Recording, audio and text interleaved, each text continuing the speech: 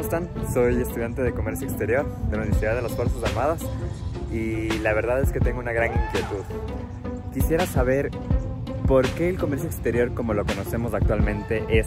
Quiero saber qué teorías hay que sustentan esto. Para eso, invité a algunos compañeros para que nos expliquen qué son las teorías de las relaciones internacionales y poder comprender por qué el comercio exterior actual es como es. Acompáñenme en esta travesía para entender qué es el comercio exterior a través de las teorías de las relaciones internacionales. Pero antes hay que reconocer que existen tres paradigmas de las relaciones internacionales. Tenemos el paradigma tradicional, el paradigma de la sociedad global y el paradigma de la dependencia. A continuación, vamos a empezar con el paradigma tradicional. Voy a hablar acerca del realismo dentro de las relaciones internacionales. Esta teoría nos dice o nos explica que el Estado es el único actor internacional y cabe destacar también que las organizaciones, en este caso del Estado del país que se está hablando, no son consideradas como un actor internacional, ya que el Estado a largo plazo las maneja. Dentro de este sistema o dentro de esta teoría, el Estado actúa de manera ambiciosa para poder controlar y aumentar su poder. Y esto a largo plazo va a originar que se dé un sistema socialista, esto provocando un aumento de poder de diplomacia, un aumento en niveles de diplomacia y el uso de la fuerza pública. Y van a disminuir todo lo que son los niveles de economía y también los niveles culturales dentro de la población, en este caso del país. El idealismo dentro de las relaciones internacionales. Esto fue creado al finalizar la Primera Guerra Mundial con el objetivo de evitar más conflictos de este tipo. El idealismo se basa en el respeto al derecho y también en el apego a las instituciones internacionales. Como ya lo dije, esto se basa en el derecho, en los fundamentos y también en los principios para poder evitar conflictos mundiales o para poder otorgar soluciones duraderas a los conflictos mundiales. Entonces, se tiene que el Estado de Derecho o la política de derecho dentro de esta teoría crea o regula las políticas comerciales dentro de un país, siendo esta el conjunto de instrumentos que mantiene, crea o modifica las relaciones que un país tiene con otro. Con el pasar de los años se desarrolló otra teoría, el neorrealismo. Esta teoría surge con la Guerra Fría. Recordemos que esto fue un conflicto no armamentista entre dos potencias.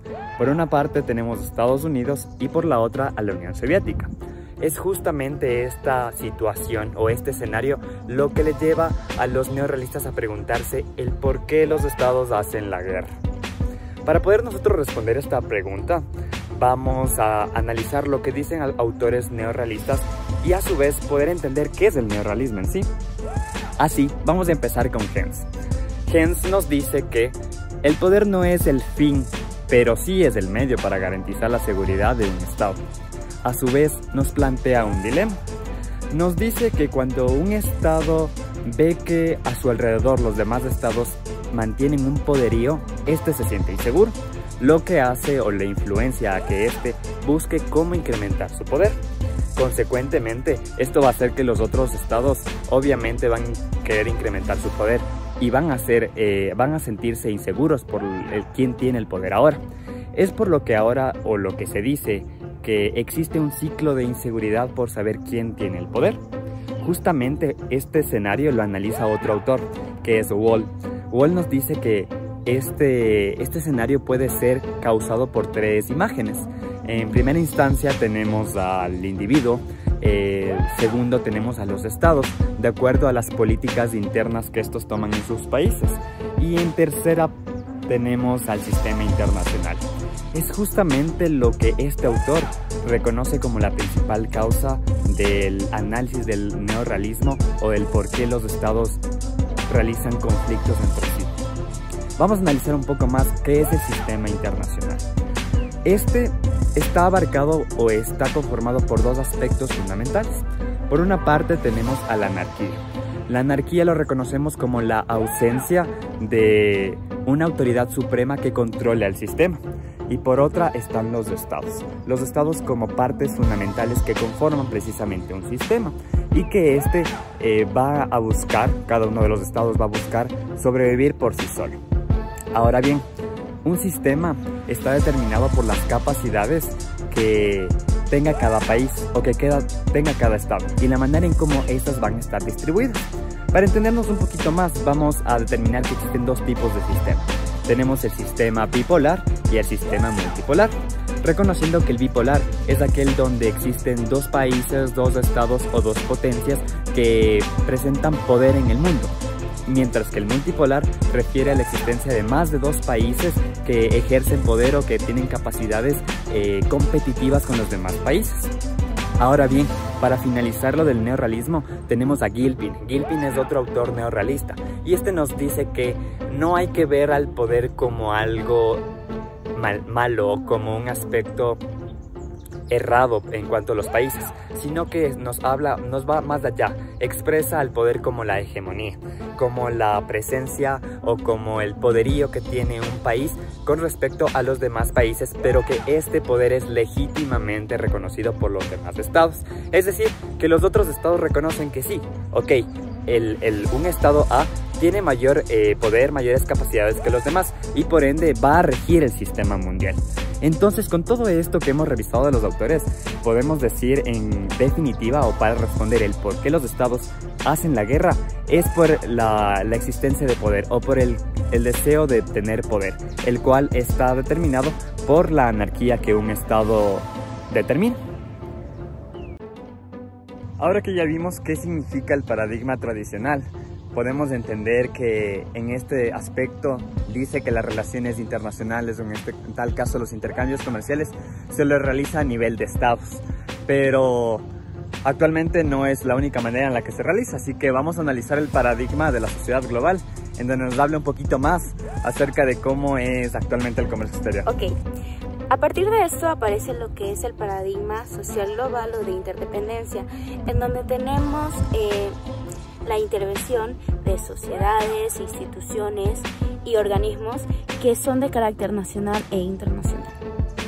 Entonces, en esto se analiza lo que es el carácter sistémico debido a que existe variedad de dimensiones a analizar en su estudio o en su interacción.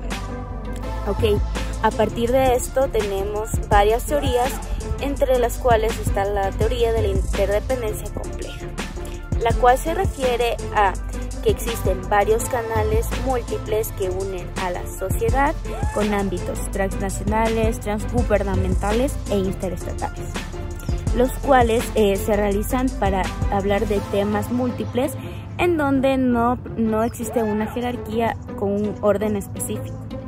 Entonces, dentro de esto, podemos ver que no existe un poder del servicio militar dentro de estas instituciones u organismos, ya que en casos de desacuerdos, los organismos no van a hacer un enfrentamiento del servicio militar dentro de esto, sino que más bien se van a llegar a negociaciones y consensos entre ellos.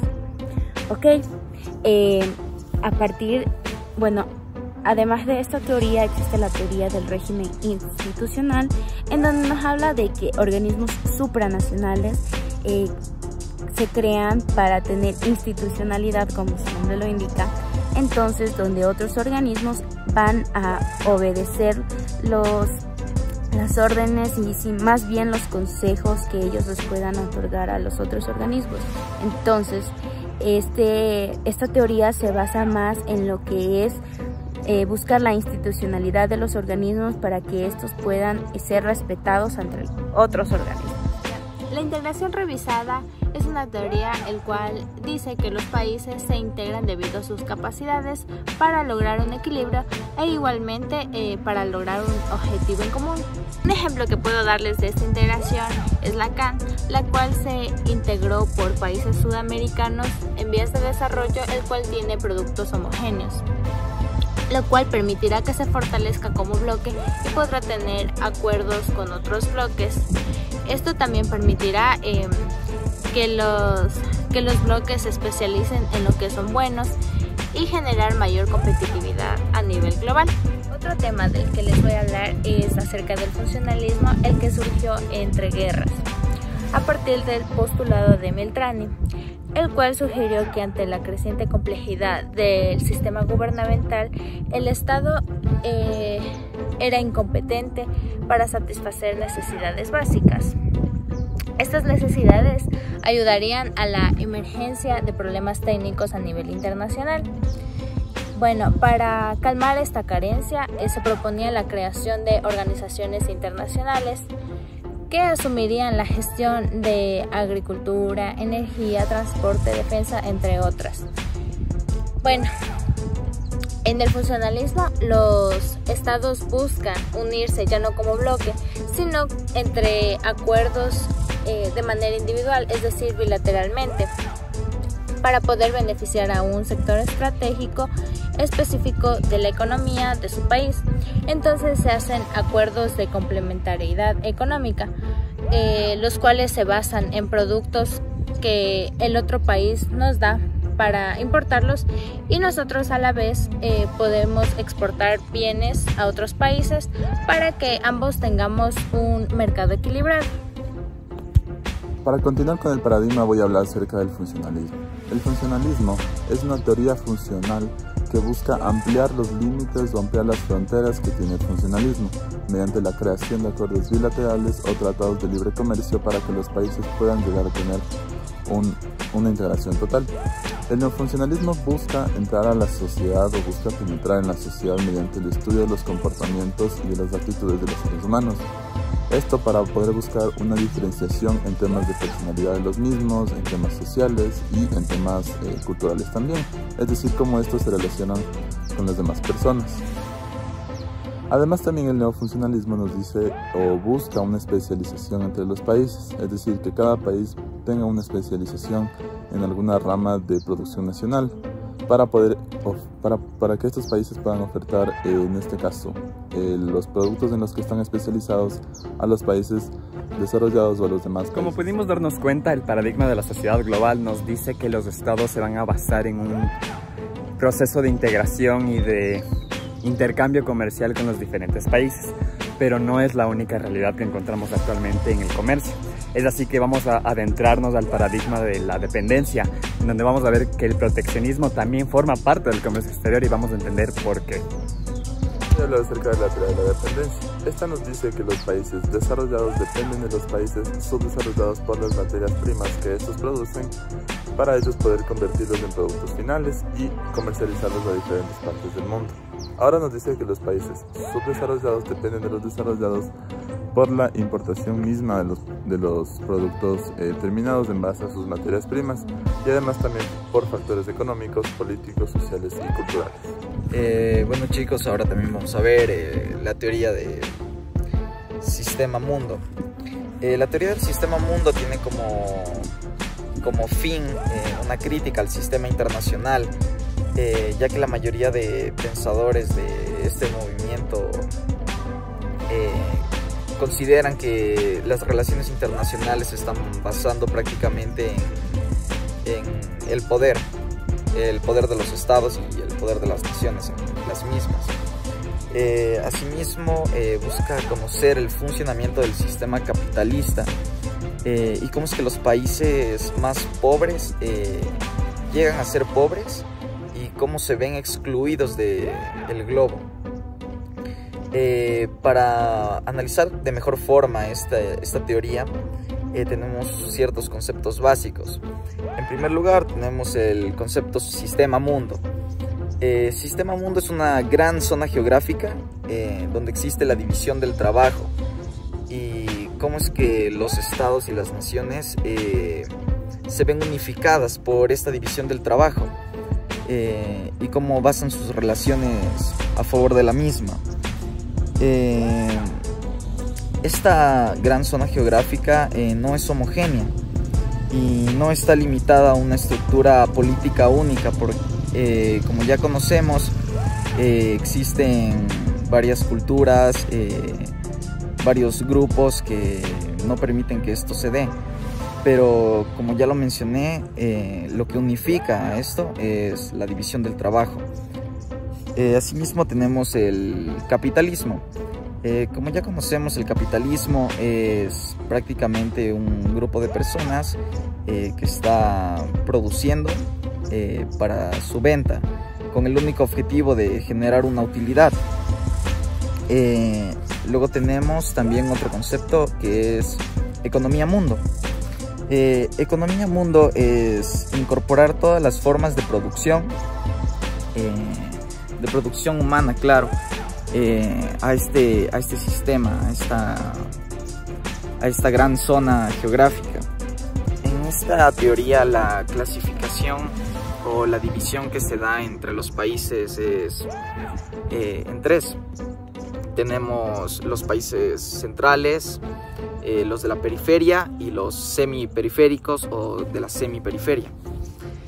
Los países centrales vendrían a ser claramente los países que tienen un gran desarrollo industrial, tienen un gran capital, aquellos que están en el top de tecnología, desarrollo industrial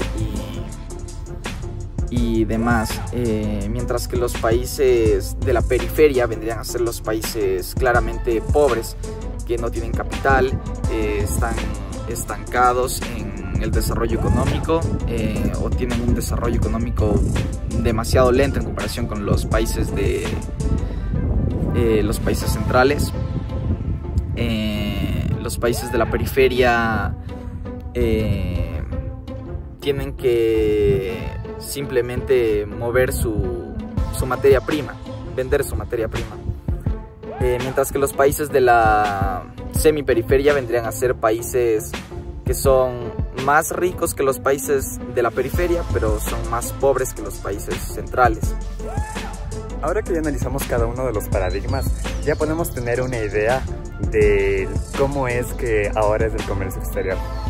Sabemos que el comercio exterior se basa en diferentes posturas y un Estado puede adoptar cualquiera de estas, ya sea libre comercio, con las teorías de sociedad global, o un proteccionismo para poder protegerse del poderío o de la influencia que otros países puedan tener en el mercado.